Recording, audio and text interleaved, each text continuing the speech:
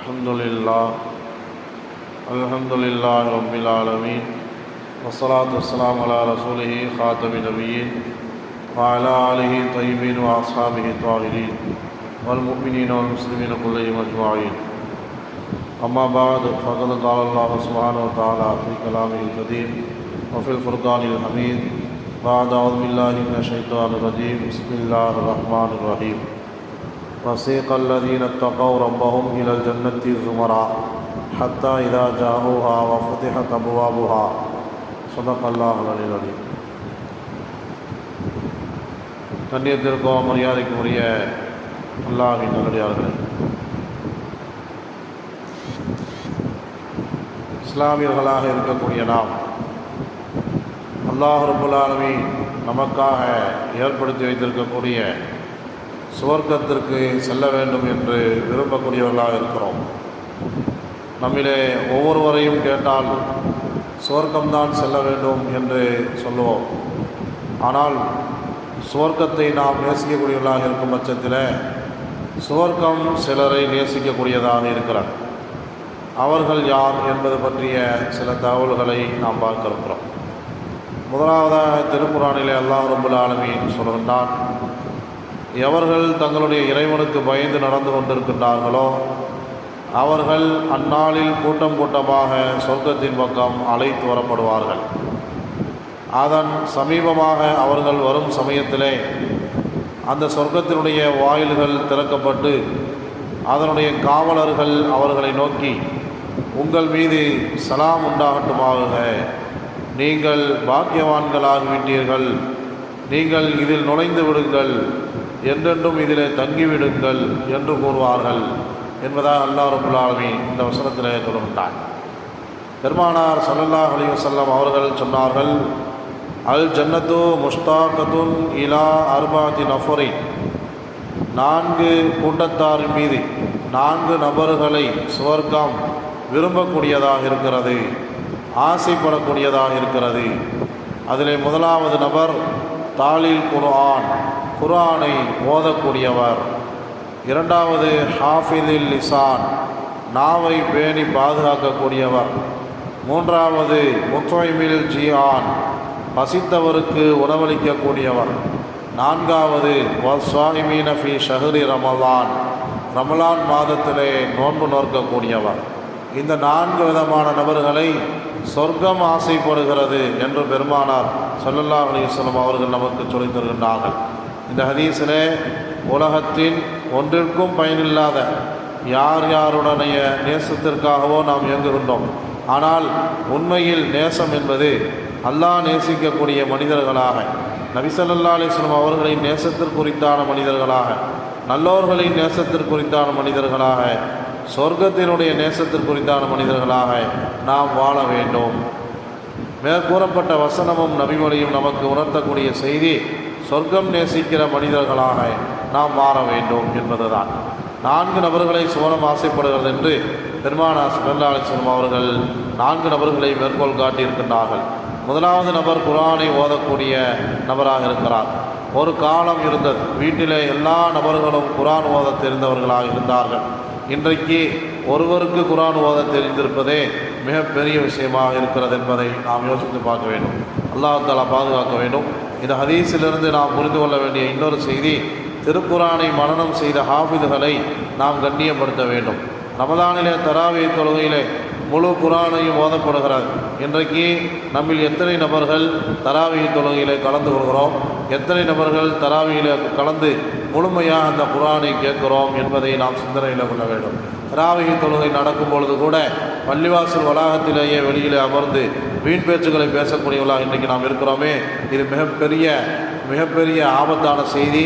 அல்லாஹ்வையும் திருக்குர்ஆனையும் நாம் கேலி செய்யக்கூடிய செய்தியாக மாறிவிடும் என்பதை நாம் சிந்தனையில் கொள்ள வேண்டும்.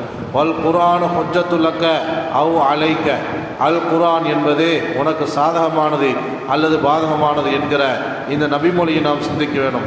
திருக்குர்ஆனை கண்ணியப்படுத்தி நாம் அதை அணுகும்போது அது நமக்கு சாதகமானதாக இருக்கிறது.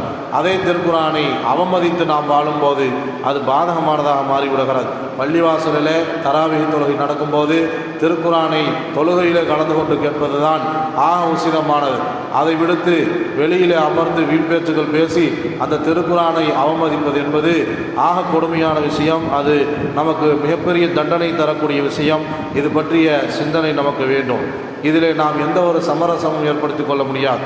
திருக்குரான் ஓதி குரான் கூடக்கூடிய வாழ்வை வாழ்ந்தால் மறுமையிலே நமக்கு குரான் சாதகமானது.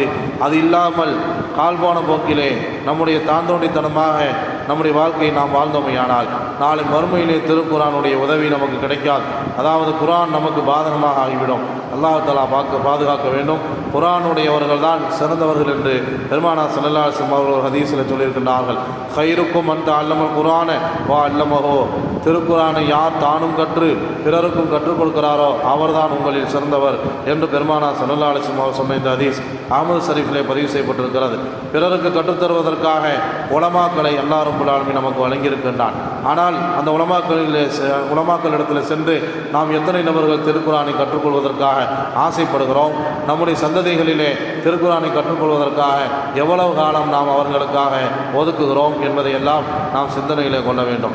சோதனைகளும் வேதனைகளும் இல்லாமல் போகுவதற்கு திருக்குரானோடு நாம் தொடர்பு வைத்திருக்க வேண்டும். ஹஜ்ரத் ஹுதைஃபா ரலியல்லாஹு அன்ஹு அவர்கள் சொல்லுகின்றார்கள், பெருமானார் ஸல்லல்லாஹு அலைஹி வஸல்லம் அவர்கள் சொன்னார்கள், அல்லாஹ் ரப்பல் ஆலமீன் ஒரு கூட்டத்தாருக்கு வேதனையை இறக்குவதற்கு நாடினான்.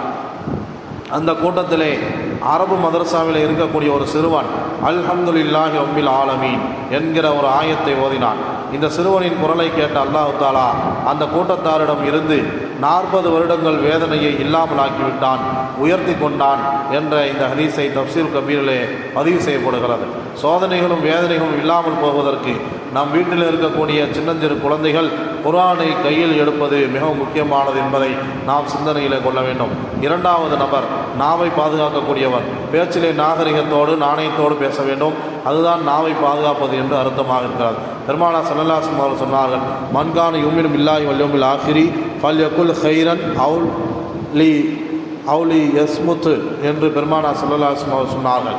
ஹஜ்ரத் அபூ ஹுரைரா ரலியல்லாஹு அன்ஹு அவர்கள் அறிவிக்கின்றார்கள், உங்களில் அல்லாஹ்வையும் மறுமை நாளை நம்பிக்கை கொண்ட ஒரு நபர் நல்லதை பேசட்டும் அல்லது வாய்மூடி மௌனமாக இருக்கட்டும் என்று பெருமானார் ஸல்லல்லாஹு அலைஹி வஸல்லம் சொன்னார்கள். இந்த ஹதீஸ் முஸ்லிம் ஷரீஃபிலே பதிவு செய்யப்பட்டிருக்கிறது.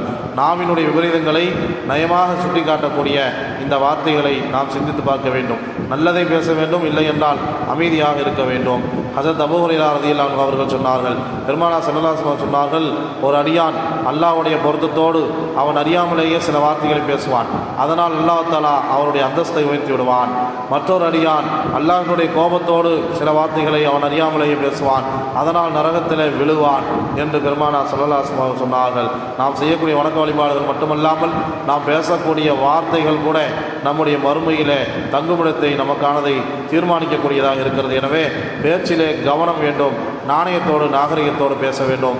இன்றைக்கு கருத்து சுதந்திரம் என்கிற பெயரிலே சமூக வலைதளங்களிலே ஒருவர் குறித்து மற்றவர் கடுமையாக விமர்சிப்பதும் கடுமையான வார்த்தைகளை உபயோகிப்பதும், இது நாவால் கடுமையான வார்த்தைகளை சொன்னது போலத்தான் தவறுகளையும் சுட்டிக்காட்ட தன்மையோடு பேச வேண்டும். இதுதான் மார்க்கம் நமக்கு கற்றுத்தரக்கூடிய அணுகுமுறையாக இருக்கிறது.